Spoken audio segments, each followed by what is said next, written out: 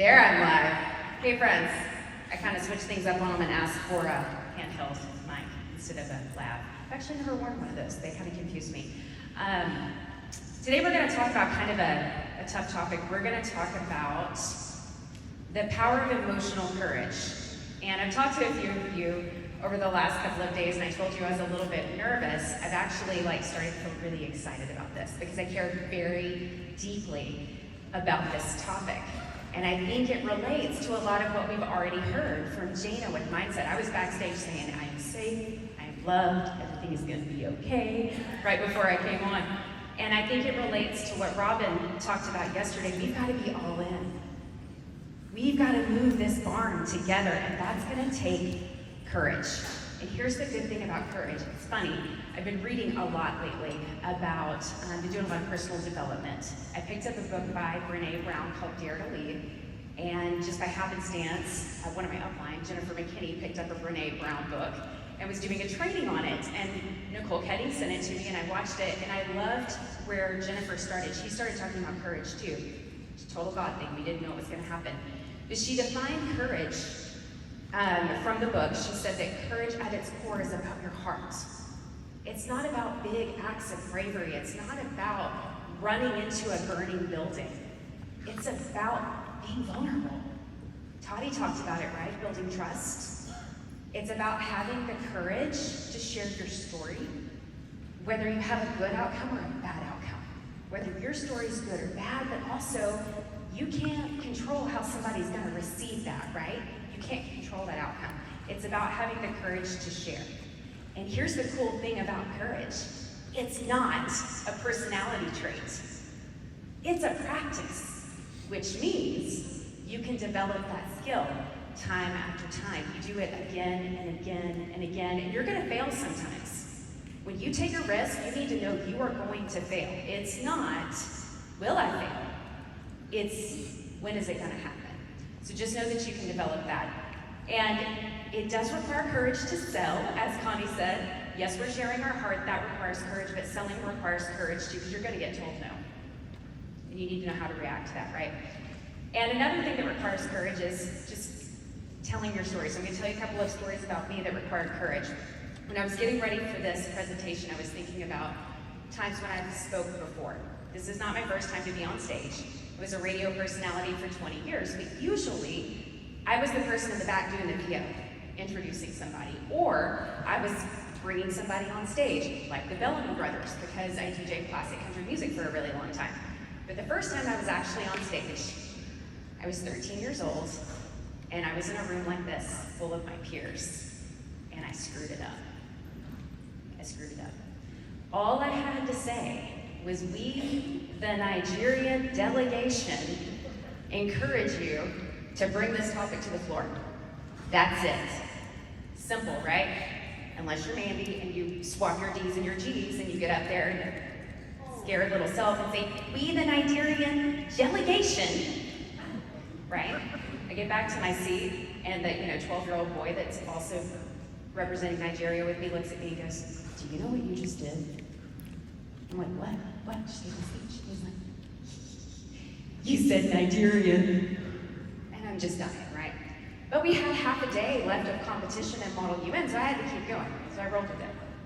Funny thing, it followed me into adulthood. My first full month in radio, I had the opportunity to interview Miranda Lambert. Maybe you've heard of her. She is, she's from East Texas, like I am. We're about the same age. She was supposed to be interviewed by legendary radio personality that was on the air before me. He had a 2-hour show. She was running late. We did live radio back then. It wasn't canned. And so I had to interview her unprepared, vulnerably. And I'm nervous. I'm shaking. My heart's racing. She's sitting across from me. And I say, my call letters, and then I'm like, here's Ramanda Lambert. Oh my gosh, your name is not Amanda. I know you're Miranda. I'm so sorry, right? But I had to roll with it because I was live on the air. Here's the crazy, beautiful, unexpected thing that happened.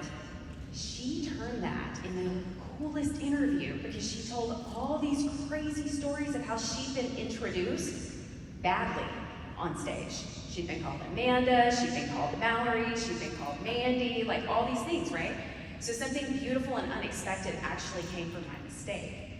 But I had the courage to do it. So I wasn't running into a burning building, it wasn't some major act of bravery, but I was showing up with ordinary courage each day as I was called to do so. Okay, I love this quote, because I think this is a little bit where we are. The cave you fear to enter holds the treasure you seek. Right? So, what are you not doing? We talked a lot about it in the breakout sessions yesterday. Those were good, right? Did y'all love those?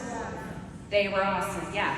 And I think what we found was that a lot of us are not doing the same things. And what have we learned from the people that are on stage? Wendy was brilliant. She put us all together. We need to connect, right? We're going to talk a little bit about that. But before we do, something that I learned from Dare to Lead with Brene Brown is it is important to understand your problem well before you can solve it.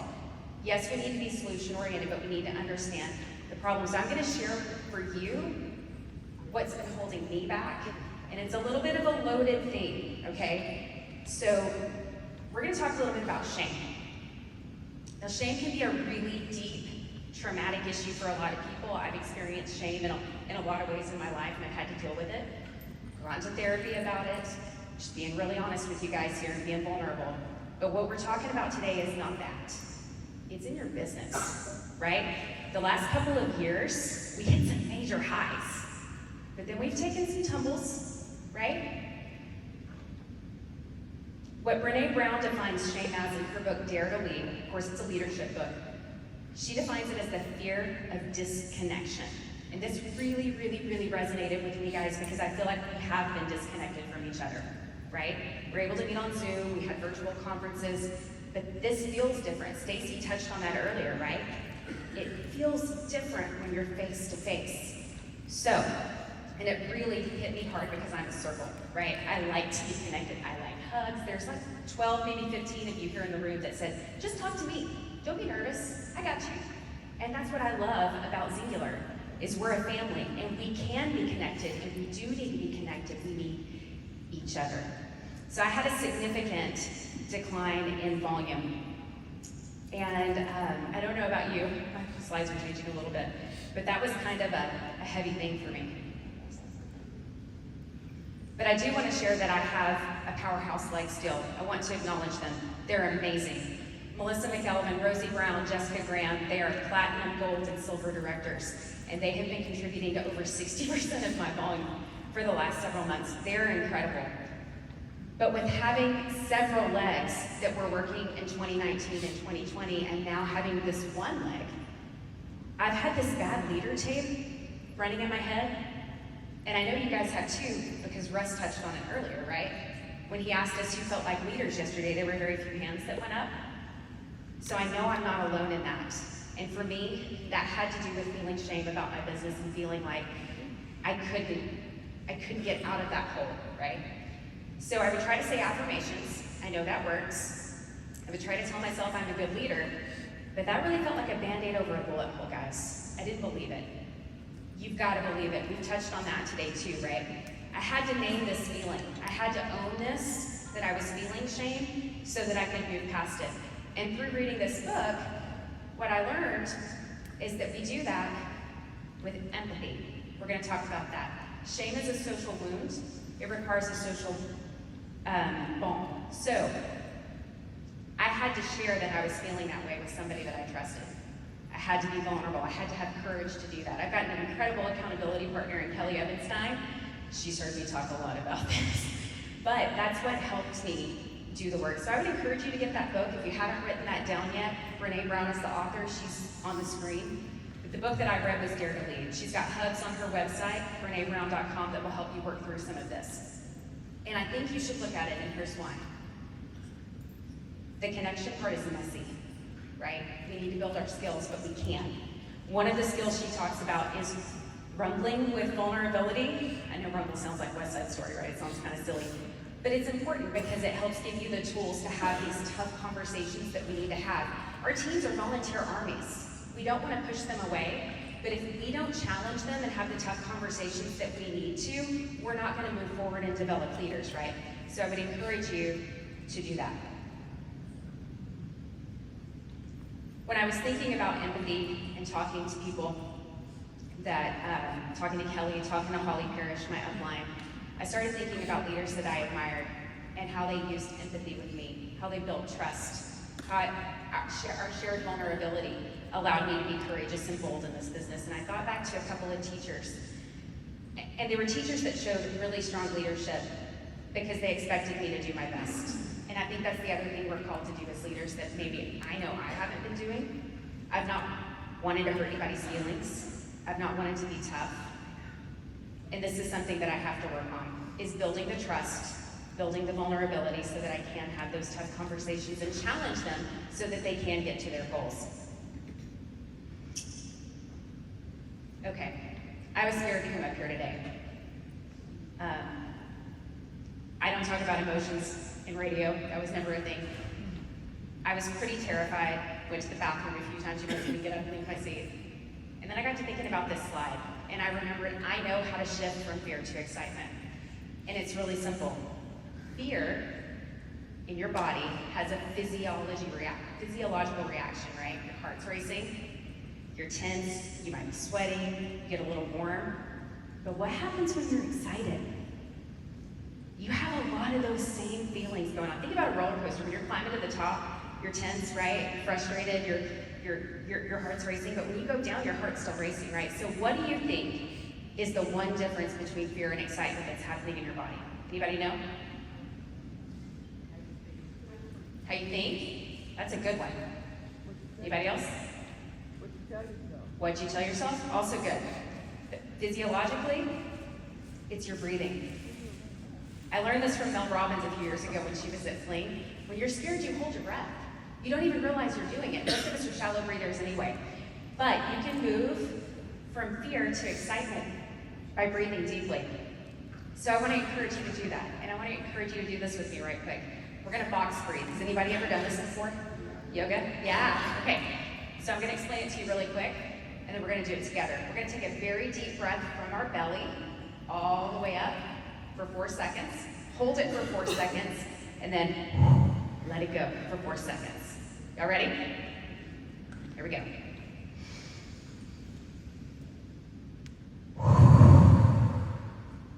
Feel good?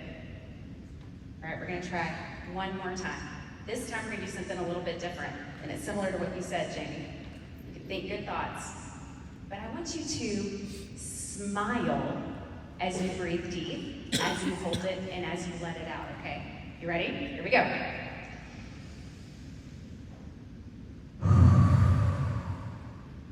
It feels different, doesn't it? Yeah, you feel happier? Here's the thing. Emotion drives us.